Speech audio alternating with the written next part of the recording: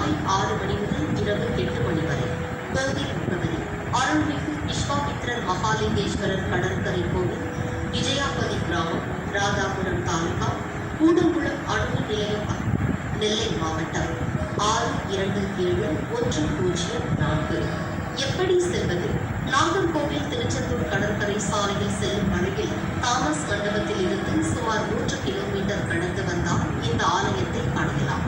கன்னியாகுமரி திருச்செந்தூர் சாலையில் கூடங்குளம் அணுமின் நிலையம் அருகே இருக்கிறது விஜயாபதி விஸ்வாமித்திரர் மகாலிங்கேஸ்வரர் கடற்கரை கோவில். நமது தமிழகத்தில் சித்தர்கள், ரிஷிகள் வந்து வழிபட்ட ஏராளமான ஸ்தலங்கள் உள்ளன.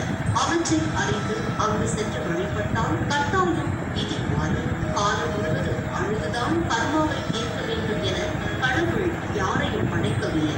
நல்வழி சென்று ஆண்டவன் பாதத்தில் சரணடைந்தால் தீராத பாவம் என்று எதுவுமே இல்லை. அதனால் நம்பிக்கையோடு விஸ்வாமித்திரர் கோவிலுக்கு சென்று இறை அருளை பெறுங்கள். மீண்டும் அடுத்த வாரம் வெள்ளிக்கிழமை இரவு 7:30 மணிக்கு சந்திப்போம்.